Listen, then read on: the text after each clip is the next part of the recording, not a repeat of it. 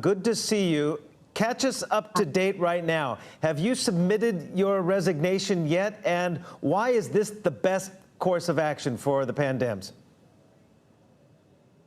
I am still writing my resignation letter, which I will be handing in later today. Now, we have to quit because this is probably the very final and complete crackdown on Hong Kong dissent as far as Beijing's concerned, because these the so-called the resolution is so encompassing the content, and they can simply ban anyone from making any political noise from now on. So we have not much choice left. One, we need to show, of course, solidarity with the ousted 4 colleagues. And 2, we have to protest against this.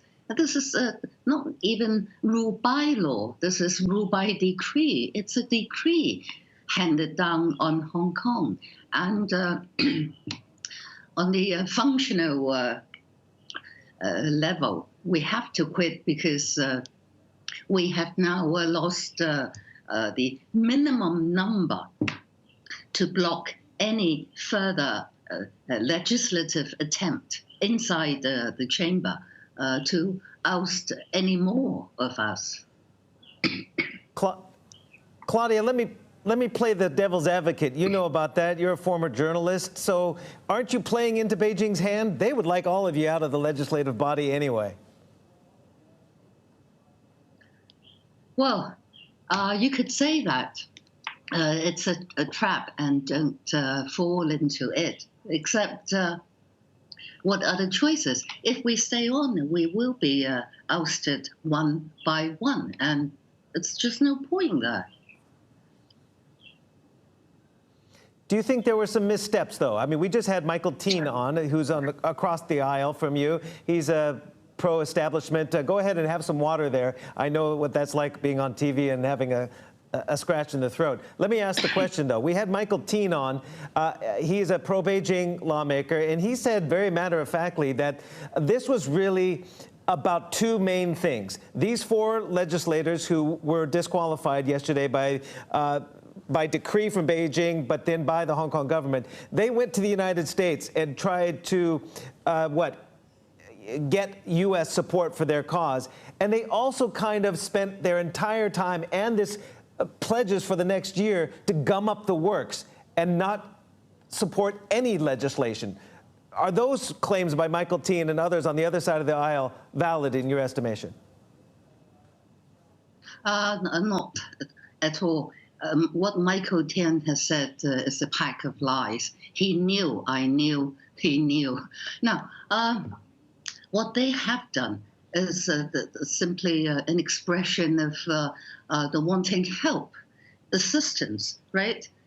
Have they actually done anything physical or in any way harmed anyone? They have their right to talk about what they believe in, and every right to do what they think is good for Hong Kong. It's all up to their interpretation. If you look at our very controversial national security law, again, anything you do or say could be a crime, and you could be locked behind bars for life, and so on and so forth. There's so much room for political interpretation in every way. But this time, they don't even bother to use this very controversial national security law. They just use a plain law of plain law of sorts to say you people are unpatriotic, and so off you go, quit the legislature. I order you so. Now, are these allegations that these 4 individuals tried to enlist U.S. support, is that, in your estimation, unpatriotic? And is this really kind of a front lines of the Cold War that has developed between China and the United States, and then Hong Kong squeezed in the middle as kind of the proxy for this Cold War on nationalistic levels? I mean, you've been caught up in that. You have a British husband, for goodness sakes. So you've been targeted as well. Yeah, that's true. Except, well, Hong Kong has been a pawn in the Sino-US the relationship. That's obvious to all. Now, except the fact that we're talking about basic free speech. You can talk about Scottish. Talk about at least, just talk about Scottish independence in the UK, Quebec independence in Canada, and so on and so forth. The thing is, in Hong Kong, not that many. Well, you're based here, so you knew how many people actually talk about, let alone advocate Hong Kong independence, who's being armed with AK-47s and try to conduct guerrilla warfare from Lion Rock here. So the whole thing is a sham. All they want to do is silence the whole of Hong Kong. Did you know these gentlemen that were all disqualified? You've been arm in arm with them. Did they at all, in private, public, advocate independence? No, not at all. Not to my knowledge. What's next, Claudia? You all resign. There's some say it's now a rubber stamp body without any opposition, any checks and balances. What's next? Is it a redoubling of the pandemic camp and coming back to whenever we have elections again, presumably in 10 months from now?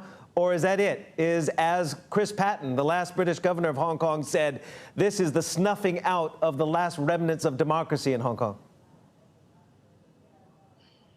Well, things might look fairly dead in the short term because it's obvious they can take advantage of this coronavirus situation, not to have to worry about 2 million Hong Kong people taking to the street. But that's not going to last because there are so many scars, so many wounds still that need to be healed. And you don't underestimate Hong Kong people's determination to fight for their future, especially our young, because you can see their anguish is just so raw and pure in a way. And they need to fight on, and we will be there for them. Exactly. What are you going to do? Well, we'll see. There are unexpected events in history, and we just need to keep telling ourselves that if you fight, you may not get what you want, but if you don't fight, you definitely won't get what you want. So we just need to embrace hope and stay convinced that we can do this. But very quickly, will you and the 14 others that will be resigning today, will you again resurface and re-stand for elections when they come around the corner again? Oh, that's too soon to tell. I mean, it's a long time in politics, any time now, a day, a week, and we don't know what's happening in the next year. But never say never in politics.